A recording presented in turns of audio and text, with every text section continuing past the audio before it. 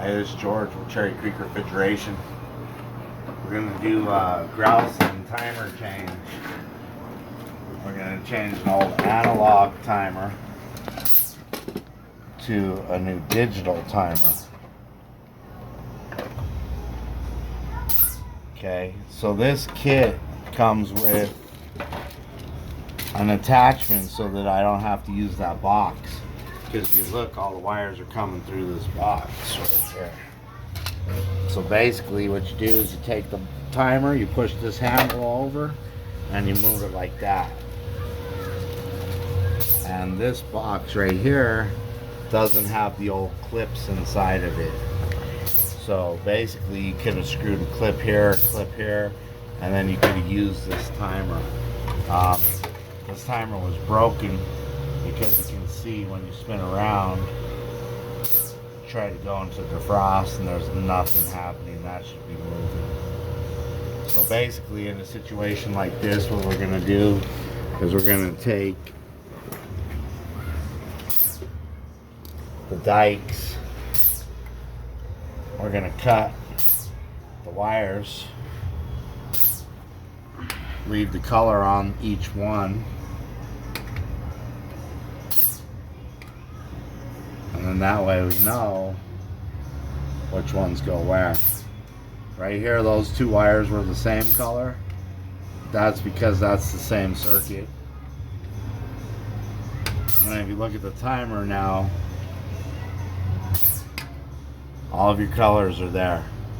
We're missing the purple one. The purple one goes to the X terminal. And the reason why the purple one goes to the X terminal is it takes the heaters, it's a fire safety switch, should never be left off, but you can remove it if you stay and watch the case and watch the ice all come off the case. So basically now we're going to take the time clock, and we got this new tool now. Got the new DeWalt. It's an 8-point amp. And so basically it's directional. Whichever way you turn your wrist is the way that the tool's going to go. So I'll do a review on it once I use it enough. Right now I really haven't used it enough. So now basically this time clock has 3 points on it. We're going to take one out there. We're going to take one out there. And we're going to take one out here. Okay, now we're going to pull our wires through the box. We're going to take this box, and now we're going to open it. There's a little tab down here at the bottom of the clock to pull it across. Okay, and so the real reason why I like using this particular box and timer because we have diagrams. This timer can be a bunch of different timers. It can be 120 volt, it can be 208, 230, it can be whatever timer you want it to be. And here's your timer program up here. So basically what you do is you look at the top of your clock. On top of the clock says what model number the timer is. So it's an 8141-20. The dash 20 means it's 120 volts. So then we're going to look at our programming sheet over here. I'm going to look for 8141, which is right there. So then you're going to peel these numbers back. Okay?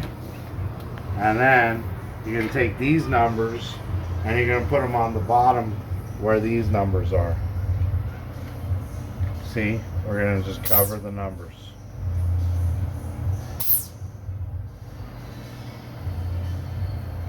Okay, so now these numbers became these numbers on the clock.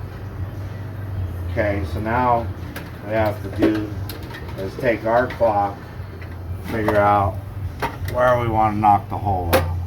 So we're going to knock the hole out right here.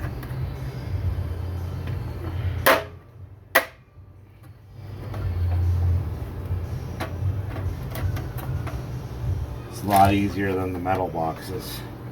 And then we're going to take all these wires that we took off, and we're going to put them into this timer box.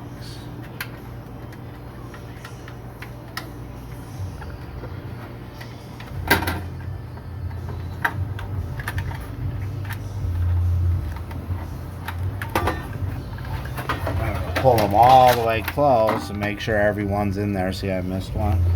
So I'll make sure they're all in there. Okay, and then we're gonna flush up as close to this as we can so we got enough room for our stuff. Now, this is where the test comes in on the new screwdriver. Now we can see if the screwdriver can actually tap the metal or not. My old Makita could. The white one I use. Sorry guys, it's so new to me.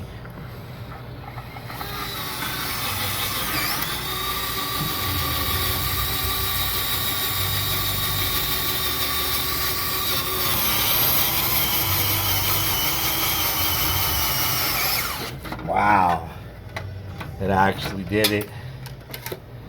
Okay, now we're gonna put 2 more in this box.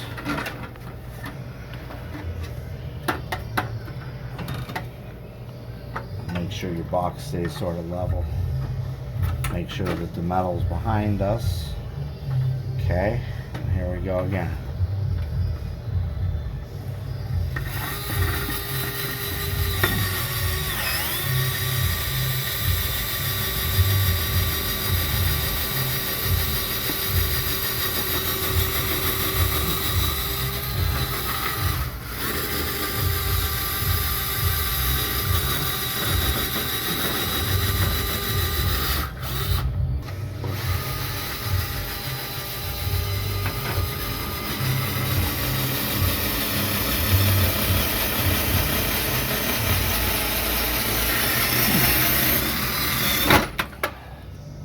Having problems doing the second one. My other one could do it.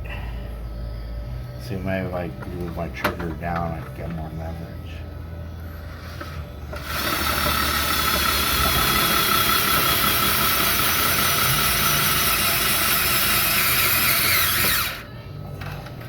Alright.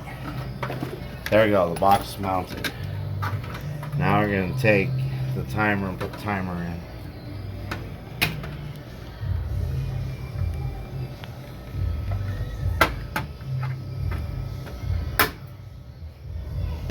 Okay, now we're going to go down here and we're going to look at these numbers. And we're going to correspond them to our timer.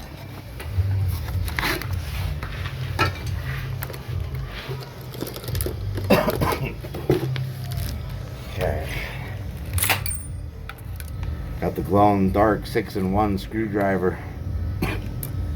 See? It glows in the dark. Sometimes it comes in handy when you're in a crawl space or something, where you really can't see.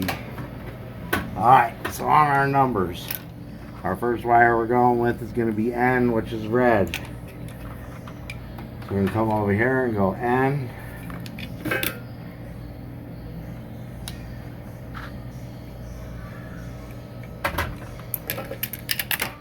Then we're going to put N up in here. And we're going to close N down nice and tight. Not too tight because this new plastic stuff, you might crack it.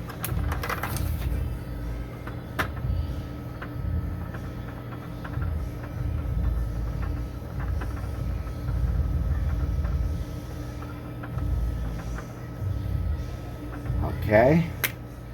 Next one we're going to is 1. 1's pink. 1 runs your heaters. That red one runs your fans. So if you ever have a case that you come to and the fans aren't running, it could possibly be this clock. Okay, we're going to 1. Number 1.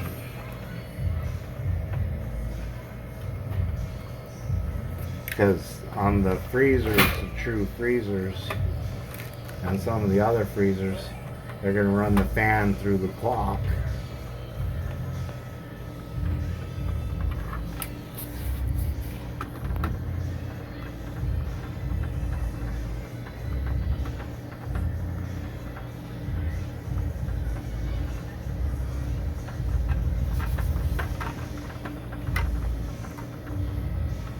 And maybe I should use the new screwdriver, guys. Look at it. I got a bit that could probably fit in here. The new screwdriver has a setting on it so that we can weaken the blade, which my other one didn't have this. So I still gotta get used to tilting my hand back and forth to make the drill go. Okay. The next one is black, and it's number 3, black.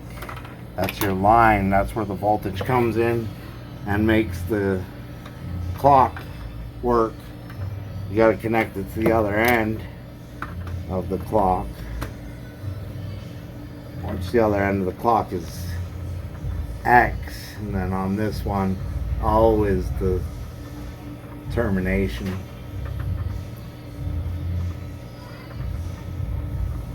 Oh, I'd set up a new screwdriver to do that. Okay, our next 2 is 4 and 2. So 4 and 2 doesn't really matter which one goes where, because all it is a switch. Just going to switch the 4 and 2 together. There's no jumper from here, so these are just no power besides a switch. We said we were going to go to 2. Alright, let's try this out. I didn't forget this time.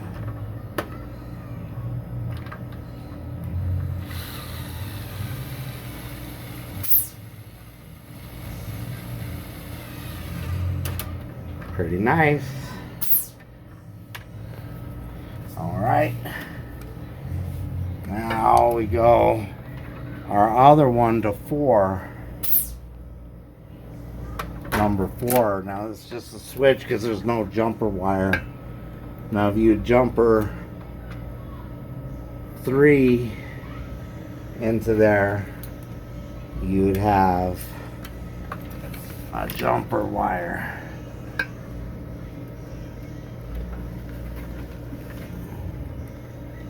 Hard to see under this clock. Sometimes it's easier to leave the clock undone, but I'd rather have it upright. It's a little, that way I know when it goes into place it's okay. Alright.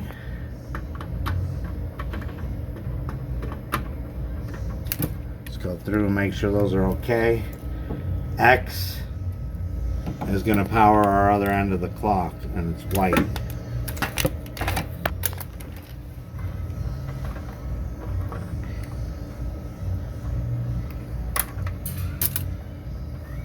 Okay, X.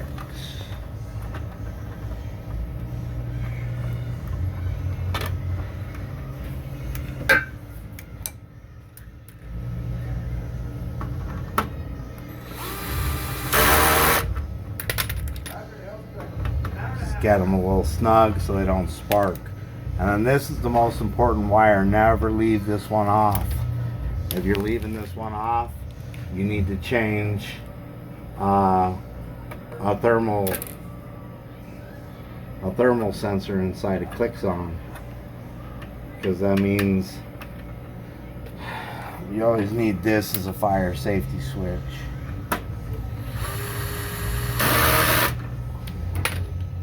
Alright, and that's how you change the time clock on a true T-49F series. Let's watch it plug in. See? And so you got a green light, and we're going to set the time of day, which I believe is 11 o'clock. 11 11/17. So 11/17. Okay, and then we're gonna put it into frost cycle. We're not gonna go real heavy because it's a freezer. So we're gonna go every 4 hours for 30 minutes, and that's it. Thanks for watching. Remember, subscribe, thumbs it up. I need some help getting around the internet. Thank you guys for watching. Have a great day.